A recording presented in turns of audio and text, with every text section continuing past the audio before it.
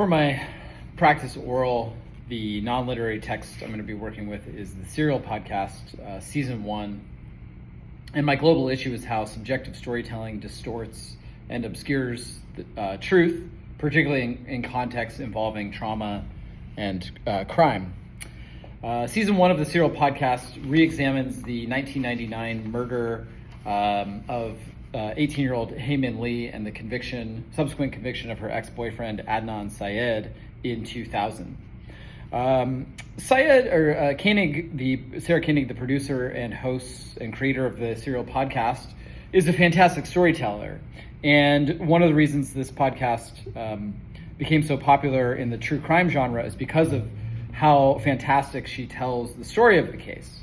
The problem with the great storytelling is that it ultimately obscures the fact that the investigation that Koenig, who previously was an investigative reporter for the Baltimore Sun, it obscures the fact that the investigation she does not actually uncover any new evidence to exonerate Syed or points to his innocence.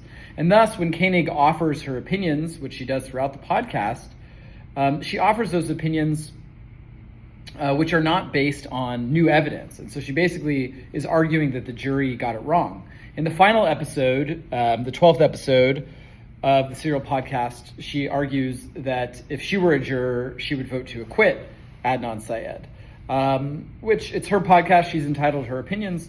But the problem with that is she does not produce any new evidence to support that claim.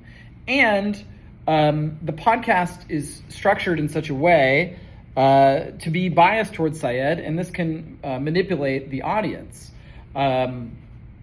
quite a bit, especially because she claims to be an investigative journalist throughout the podcast and even says that she will not offer her opinions, only to then follow up by offering her opinions, which can be quite confusing. In the extract I've chosen from Season 1, Episode 6, the case against Adnan Syed, in this 2-minute segment, we see once again Koenig offering her opinions, where she says that she sees problems with the state's case, but also problems with Syed's defense, but ultimately sides more with him, but then begins to doubt whether or not she's correct in doing so. And then she then interviews Syed, and that's her primary tool in this podcast, is to interview Syed because she had access to him. And so access bias is another thing that obscures the truth in this case. She gets information about the case from Syed and from his family friend and an attorney, Rabia Chaudhry.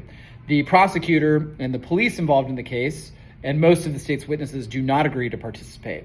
But here she says to Syed, my interest in it has honestly been you. Like, you're a really nice guy. Like, I like talking to you, you know. So then it's kind of this question of, well, what does that mean, you know? And if you actually hear the transcript, her voice here, the volume and intonation of her voice changes. She starts to giggle, and she becomes borderline flirtatious with Syed, who's quite taken aback and basically responds with, well, you don't even really know me.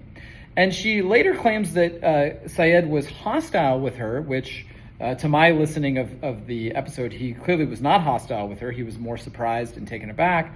And when she follows up with him the next day, again, her voice changes. She becomes borderline flirtatious and says, and so, like, I was a little taken aback, and I still feel like, I guess, a little taken aback that, like, what do you think I don't know about you? And he goes on to say it's not really about knowing me, it's about investigating the case. And I think that actually gets to the heart of the problem of the podcast. She's investigating a very heinous murder. Syed is guilty of strangling his ex-girlfriend Hae Min Lee to death in her car and then burying her body. That's a very serious crime.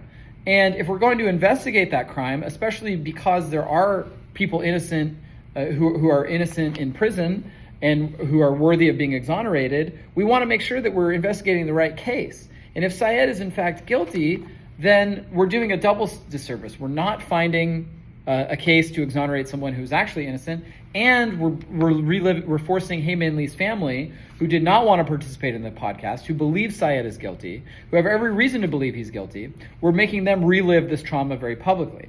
And I think it's also telling that after the 12th episode, several years later, when Syed is let out of prison, Koenig does a 13th episode in which she essentially pats herself on the back for the podcast, arguing that the state got it wrong and that the jury got it wrong. However, when it's determined ultimately that he is guilty of first-degree murder, she never does a 14th episode telling the audience that in fact Syed is guilty of first-degree murder, and that even though he didn't go back to prison, that's still essentially the case is closed and he is in fact guilty, and therefore the first 13 episodes were essentially a waste of time.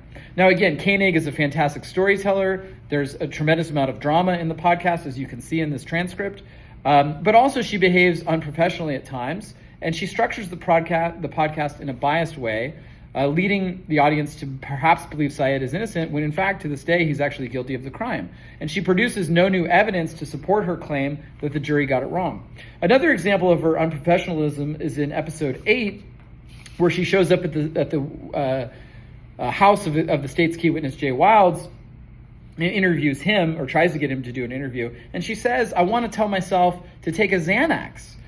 Which again shows her behaving unethically and unprofessionally, especially when we're dealing again with a very heinous crime, with a murder and a lot of trauma. Jay Wilds, the state's key witness, he was 19 years old when this happened. He doesn't want to relive it, and he ultimately didn't agree to be interviewed outside of her showing up at her house. He doesn't participate in the podcast.